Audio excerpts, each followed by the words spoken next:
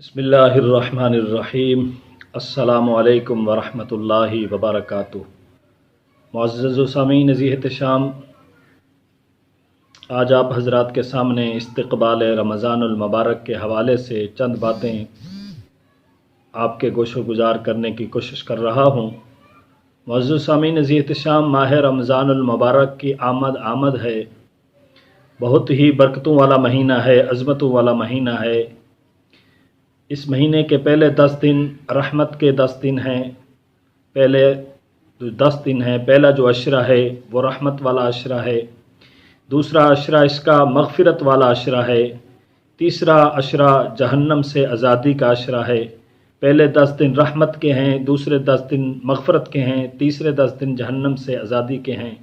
بہت ہی برکت والا مہینہ ہے، جس کے بارے میں آقا حضور سید عالم نور مجسم رحمت عالم صلی اللہ علیہ وآلہ وسلم نے ارشاد فرمایا کہ اگر میری امت کو معلوم ہو جائے، اگر میری امت کو پتہ چل جائے، اگر میری امت یہ جان لے کہ یہ ماہ رمضان المبارک کا مہینہ کتنا برکت والا ہے، کتنا عظمت والا ہے، تو میری امت یہ تمنا کرے کہ کاش کہ پورا سال ماہ رمضان المبارک ہو۔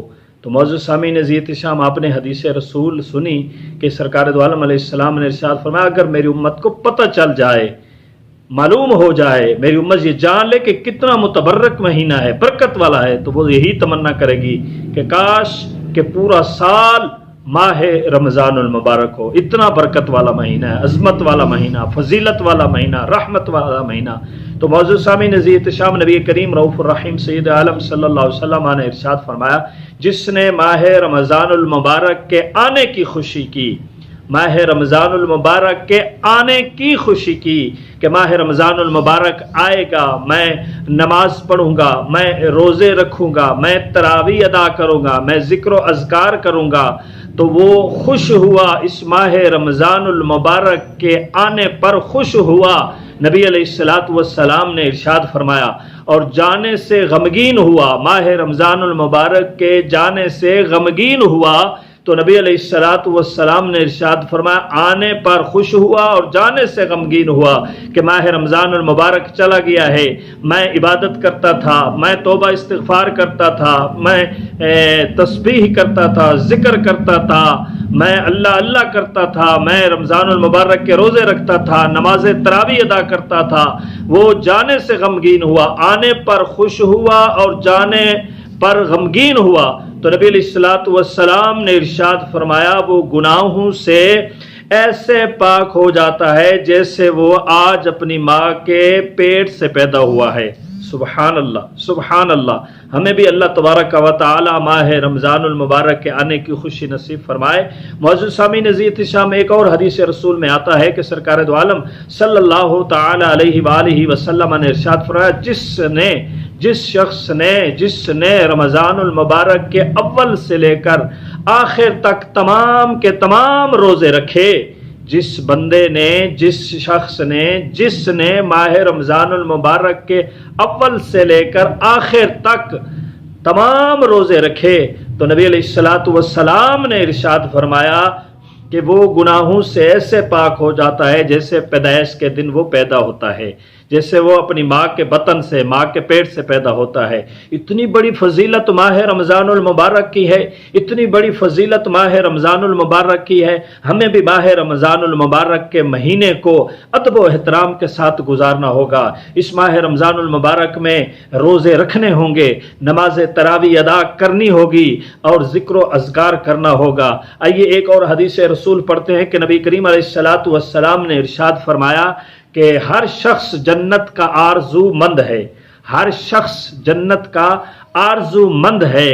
سرکار نے فرمایا مگر جنت بھی 4 قسم کے لوگوں کی خواہش کرتی ہے، آرزو مند ہے۔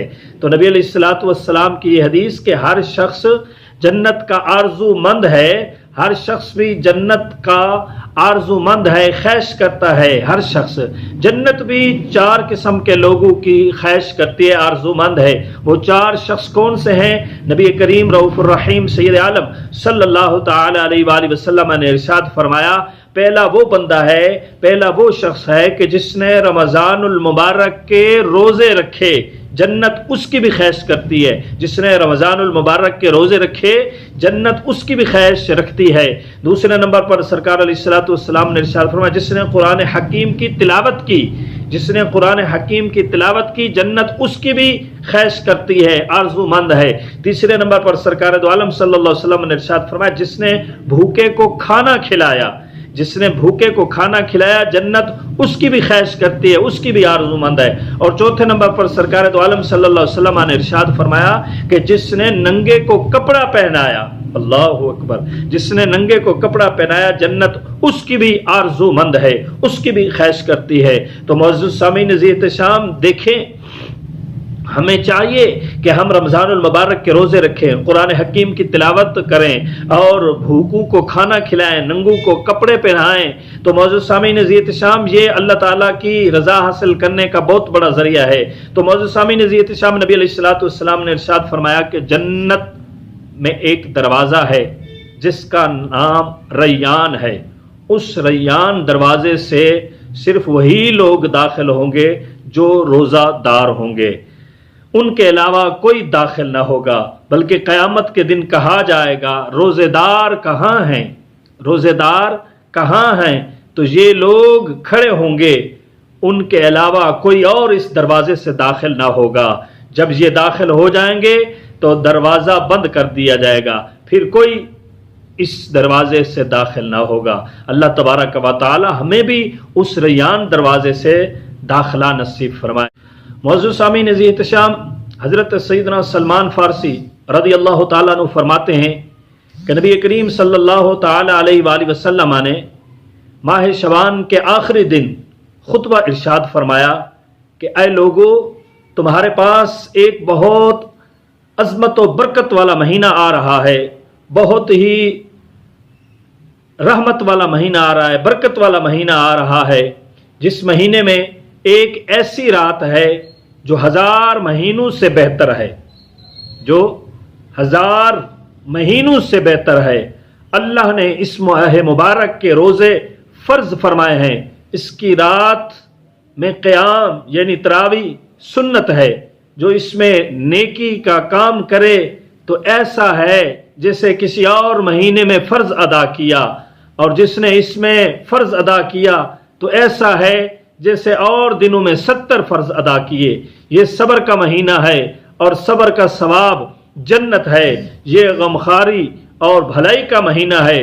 اس مہینے میں مومن کا رزق بڑھا دیا جاتا ہے۔ تو نبی علیہ الصلوۃ والسلام نے ارشاد فرمایا جو اس مہینے میں روزے دار کو افطار کرائے تو یہ اس کے گناہوں کے لیے مغفرت ہے، اسے آگ سے آزادی بخشی جائے گی، اور اس افطار کرانے والے کو ویسا ہی ثواب ملے گا جیسا روزہ رکھنے والے کو ملے گا، اور روزہ دار کے اجر میں کچھ کمی بھی نہیں ہوگی۔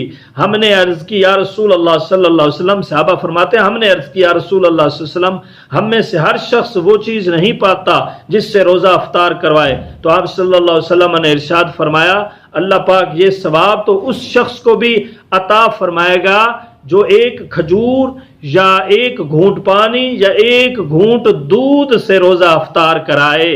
تو سرکار دو عالم صلی اللہ علیہ وسلم نے ارشاد فرمایا یہ وہ ماہ مبارک ہے، یہ وہ مہینہ ہے جس کا اول ابتدائی دن رحمت ہے اور درمیانی دن مغفرت ہے اور آخری 10 دن جہنم سے آزادی کے ہیں۔ تو معزز سامعین عزیز احتشام، سرکار علیہ السلام نے ارشاد فرمایا جس نے روزہ دار کو پیٹ بھر کر کھانا کھلایا، جس نے روزہ دار کو پیٹ بھر کر کھانا کھلایا، اللہ پاک اس شخص کو میرے حوض سے ایک ایسا گھونٹ پلائے گا جس سے پینے کے بعد وہ کبھی بھی پیاسا نہیں ہوگا، یہاں تک کہ وہ جنت میں داخل ہو جائے گا۔ تو معزز سامعین عزیز احتشام، ہمیں چاہیے کہ ہم ماہ رمضان المبارک کا ادب کریں، ماہ رمضان المبارک کا احترام کریں، ماہ رمضان المبارک سے پیار کریں، پیار کا اظہار ایسے کرنا ہے ہمیں کہ ہم ماہ رمضان المبارک کے روزے رکھیں، ماہ رمضان المبارک میں نماز تراویح ادا کریں، جتنا ہو سکے اس مہینے میں ہمیں اللہ تعالیٰ کا ذکر کرنا چاہیے، توبہ اور استغفار کرنا چاہیے۔ اور یہ ایسا مہینہ ہے جس مہینے میں سونا بھی عبادت ہے، اس مہینے میں ذکر کرنا بھی عبادت ہے، اس مہینے میں گفتگو کرنا بھی عبادت ہے، بلکہ اس مہینے میں اگر کوئی نفل پڑھے تو اللہ فرض کا ثواب عطا فرماتا ہے، اگر کوئی فرض پڑھے تو اللہ 70 فرضوں کا ثواب عطا فرماتا ہے۔ اتنی برکت والا مہینہ، اتنی عظمت والا مہینہ، اتنی فضیلت والا مہینہ۔ تو معزز سامعین ذیحت الشام، یہ استقبال رمضان المبارک کے حوالے سے چند باتیں آپ کے گوش و گزار کی ہیں۔ انشاءاللہ تعالی اللہ تبارک و تعالی کے کرم سے اب یہ سلسلہ ماہ رمضان المبارک کی فضیلت و عظمت کے حوالے سے چلتا رہے گا۔ اللہ تبارک و تعالی ہماری آج کی حاضری کو قبول فرمائے۔ اللہ تبارک و تعالی ہمیں ماہ رمضان المبارک کا ادب احترام عطا فرمائے۔ حدیث رسول میں آتا ہے، سرکار دو عالم صلی اللہ علیہ وسلم نے ارشاد فرمایا، جس نے ماہ رمضان المبارک کا ادب و احترام کیا اس نے اللہ تبارک و تعالی کا ادب و احترام کیا۔ اللہ تبارک و تعالی ہمیں آقا حضور سید عالم صلی اللہ علیہ وسلم کی محبت عطا فرمائے، آپ صلی اللہ علیہ وسلم کے نقش قدم پر چلنے کی توفیق عطا فرمائے۔ اللہ تبارک و تعالی حضور علیہ السلام کی ساری امت کی خیر فرمائے۔ اللہ تعالی حضور علیہ الصلوۃ والتسلیم کی ساری امت کو اپنی حفظ و امان میں محفوظ فرمائے۔ آمین۔ وآخر دعوانا ان الحمد للہ رب العالمین۔